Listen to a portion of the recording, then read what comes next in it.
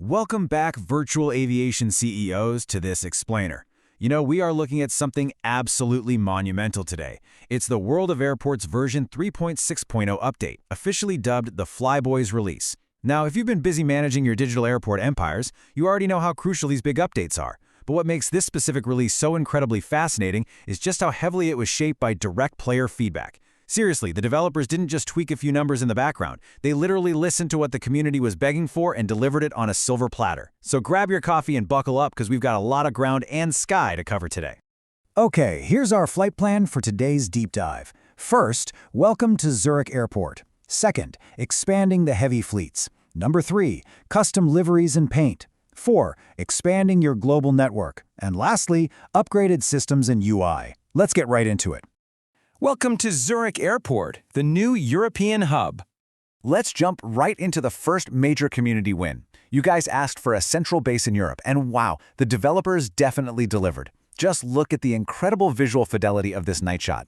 Welcome to Flughafen Zurich. Operating under the IATA code ZRH, this is, of course, the primary hub for Swiss International Airlines. And because of its central location, it's the absolute perfect jumping-off point for fast European links, while also easily supporting those big long-haul routes to Asia and the US. Now, the developers did note that all types of planes can run efficiently here, though they kind of teased that takeoff efficiency can be just a little bit low, which honestly is just a fun logistical challenge for all you airport managers out there to optimize. Okay, let's dive into this, because the sheer scale and the impressive statistics of this new airport are just staggering. You're going to be managing 3 active runways and 3 sprawling passenger terminals that feature 4 apron extensions. And to handle all that volume, you have access to a mind-blowing 126 passenger stands and 16 dedicated cargo stands. Plus, to keep you constantly unlocking new potential, Zurich comes with 69 unique progression levels. Honestly, this isn't just a new map. It's a huge, complex logistical puzzle just waiting to be mastered. Section 2. Expanding the heavy fleets. Community-requested giants. Now, since we have this enormous new airport, we obviously need giant planes to fill those 126 stands, right? Brought in directly by community request, we've got a bit of a visual showdown here between the newly added size category E variants. We're talking the sleek expansion of the Airbus A340 family right alongside the iconic hump of the Boeing 747 family. These are the true giants of the sky, the Category E aircraft that bring in the massive revenue and, of course, the really big crowds.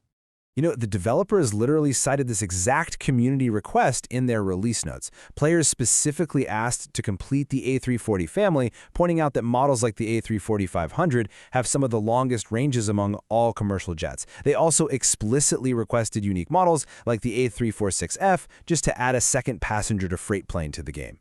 When a community speaks this clearly, it's absolutely incredible to see the developers listen and deliver so precisely.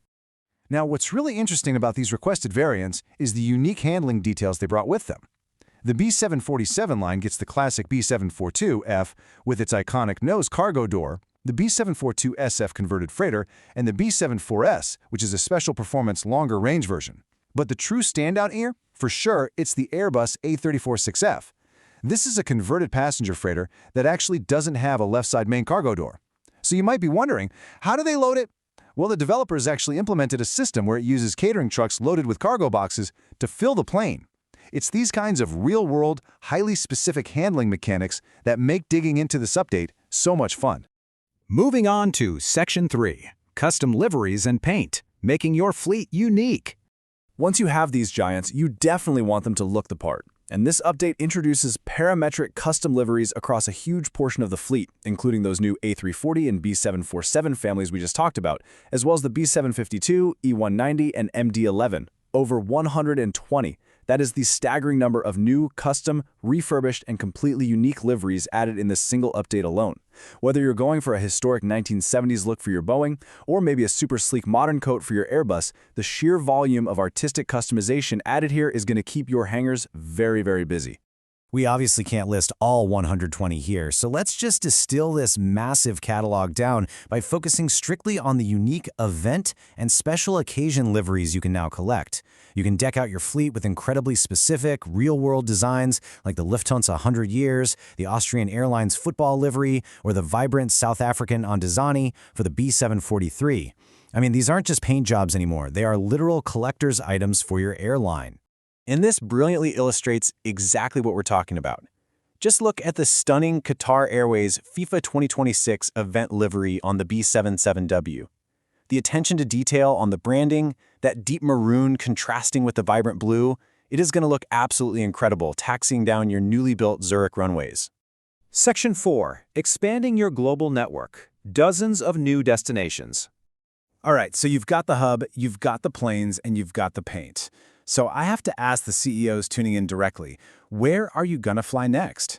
Where will you dispatch this newly painted heavy fleet? Because the 3.6.0 update doesn't just add a few local hops, it completely cracks the map wide open. Let's take a rapid visual tour of the contrasting new destinations available to build your global reach. On one hand, we have the rugged, snow-capped mountains framing the flight line at Kabul, Afghanistan, and on the other, the sleek, modern glass and steel facade of Maastricht-Aachen Airport in the Netherlands. The geographical diversity they added here is just fantastic. In total, the update drops 22 new global destinations. Here's a quick summary by region so you can quickly grasp the expanded reach of your airline empire.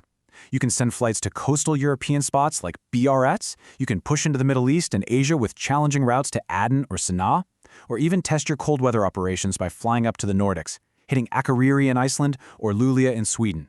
Your routing boards just got a whole lot more interesting, that's for sure. Section 5. Upgraded systems and UI. Quality of life improvements. Finally, let's guide you through the day-to-day gameplay mechanics, because managing 126 stands at Zurich is going to require some serious tools. The crucial point here is how you handle traffic. In the old system, filtering was really limited to statuses like landing or on ground, which, let's be honest, meant endless scrolling when your airport got busy. A player actually requested a plane type option, and boom, the devs listened, and we now have this brilliant new unified filtering system. You can finally filter by passenger or cargo and directly by size categories A through G. And this applies to the whole shebang, the arrival queue, your fleet, active contracts, and the world map. It's a massive time saver for those really busy hubs. But hey, the upgrades don't just stop at menus. Contracts with negative profit are actually allowed now. This means you can strategically take on contracts with other players or real airlines that operate at a net loss, which adds a brilliant layer of realism for those of you playing the long game. Visually, they've implemented gear tilt for the entire A340 and B747 families, adding to that sweet realism. There's also a new dedicated breakdown window for event contract arrival rewards. And, thanks to another community report, they've finally fixed the incorrect baggage loading animations. So, yeah, no more luggage magically floating through the tarmac.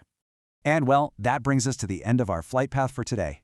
With a colossal new hub in Switzerland, Category E giants roaming the skies, and dozens of new routes to conquer, the 3.6.0 Flyboys update is literally a game changer built directly on what you, the community, asked for. So, I'm going to leave you with this. With all these new tools, aircraft, and liveries at your disposal, what fleet will you build first at Zurich? Get out there, start managing, and I'll catch you guys in the next explainer.